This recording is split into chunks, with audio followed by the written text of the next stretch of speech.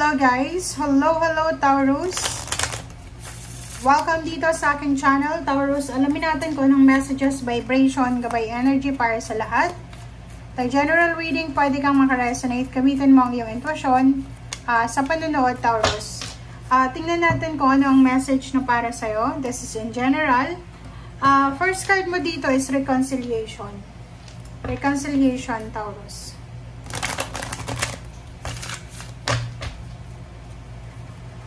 Okay, and sacrifice. Reconciliation and sacrifice, Taurus. First card natin, sinasabi ng baraha sa'yo na isa, Taurus, sa posibleng magbigay sa'yo ng good luck and good fortune, pareho kayo ng message ng Cancer, is yung reconciliation. Meron kang mga grudges, meron kang resentment, meron kang galit sa puso mo, na siya yung nagiging dahilan, or siya yung humahadlang, or siya yung hindrance, kung bakit hindi mo nakukuha yung good luck and good fortune. Parang yung hinanakit mo na yan, yung galit mo na yan sa dibdib mo, siya yung pumipigil sa pinto, para mabuksan na yung pinto, para makapasok na yung blessings. So, eto daw, sinasabi sa'yo ng barahan na kung gusto mong suswertehin ka this April and May, kailangan mong makipag-reconcile, kailangan mong patawad, humingi ng tawad, and kailangan mong i-prioritize yung peace and harmony. Next card natin is sacrifice, number 3. Dito sinasabi sa'yo, Taurus, na lahat ng sacrifices mo, lahat ng paghihirap mo, lahat ng pagod, puyat, dugot, pawis, ang puhunan, or kung ano man itong ginagawa mo, energy mo, sakripisyo, ay posibleng ibabalik sa'yo ng tenfolds ng universe. Okay? So, ibabalik sa'yo ng universe yung lahat ng mga pagod, hinanakit, galit na yan. So, i-let go mo na yan habang maaga pa.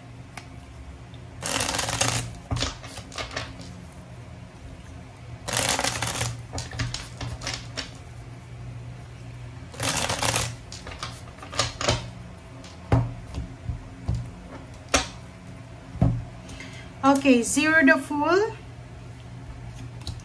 and 5 of Cups. Dito sinasabi sa iyo, Taurus, ng barahan na simulan mo na habang maaga pa. Like dito, 'di ba? So parang medyo risky yung pagpapatawad, yung paghingi ng tawad kasi nakakahiya. Dito sinasabi ng baraha, habang maaga pa, magsisi ka na. Habang maaga pa, gawin mo na siya. Para hindi ka magsisi sa bandang huli. 'Di ba? Yung parang ganun, habang maaga pa, gawin na natin para hindi tayo magsisi. Okay? Okay.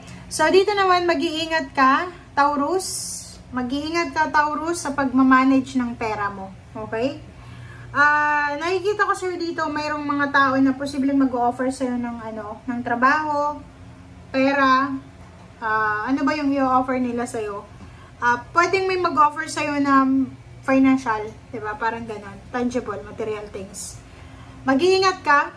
Huwag masyadong magtitiwala kasi yung taong ito, pwedeng siya ay manloloko, scammer, pwede siyang Gemini, or any zodiac signs na pwede kanyang lokohin sa ino-offer niya sa'yo. Okay, so dito, sinasabi ng baraha sa'yo, huwag tayo, Taurus, na magmamadali na makuha yung wish natin. Parang ganon. So, mag-iingat ka, Taurus. Sobrang kailangan mong mag-iingat. Okay? Mag-iingat ka dahil posibleng masira yung pinaplano mo kung magmamadali ka. So, as much as possible, magdahan-dahan tayo. Okay? Dahan-dahan tayo, Page of Pentacles.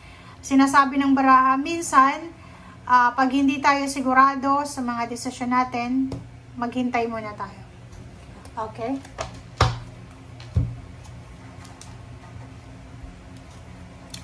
Okay. So, nakikita ko sa iyo dito na yung iba sa inyo may mga planong mag-travel, may mga planong lumipat ng tirahan, mag-relocate, umalis, parang ganon. Sinasabi sa'yo dito ng High Priestess na pag-isipan mong mabuti yan, yung decision making mo na yan. And para maiwasan yung pagsisisi, makinig ka sa sinasabi ng instinct mo, ng intuition mo. Okay, dito naman sinasabi ng barahan na isang balita. Ang posibleng darating sa'yo, Taurus, ang balitang ito ay pwedeng tungkol ito sa hinihintay mong pera. Pwedeng nag-apply ka sa isang company or nag-apply ka ng trabaho, and until now, naghihintay ka pa rin kung kailan ka tatawagan. So, pwedeng makatanggap ka ng balita. So, kung ano man ang balitang ito na darating sa'yo, kailangan mong tanggapin ito. Okay? Accept it. Let go, let God. Kung yes ang answer, okay, celebrate. But if it's no, accept and have peace. Parang ganun. Okay.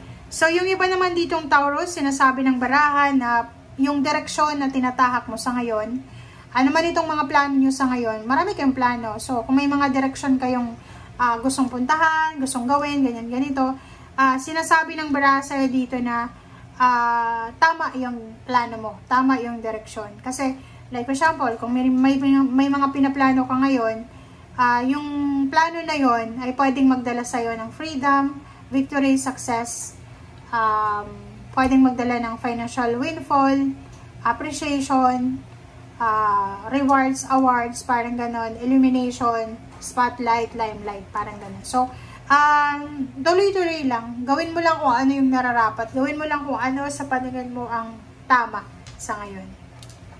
Okay? So, may incoming celebration, konting tiis lang. So, sinasabi ng baraha sa'yo dito, Taurus, na konting tiyaga lang, konting paghihintay lang, malapit na yung celebration, malapit na yung success.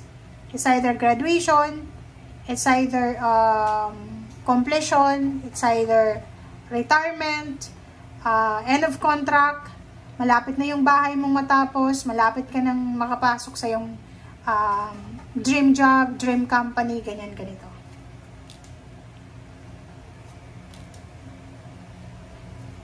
Okay, so dito sinasabi na isang balita, isang napakagandang balita, exciting na balita ang darating sa'yo. Ang balitang ito ay makakatulong to sa'yo para makaalis ka na sa mga stagnation, makaalis ka na sa problema na yan sa pera, emosyon, but literal sa pera siya. Sinasabi na isang exciting na offer, pwedeng funding siya, so pwedeng isang tao yung willing magpautang sa'yo, willing mag-fund ng mga expenses mo, parang ganon. And yung Ace of Pentacles is para siyang gateway. So, isang gateway, exciting gateway opening, financial gateway opening, ang posibleng papasukin mo or papasok ka sa isang pagbabago financial ngayong April and May. Okay? Thank you guys for watching and see you again. Bye!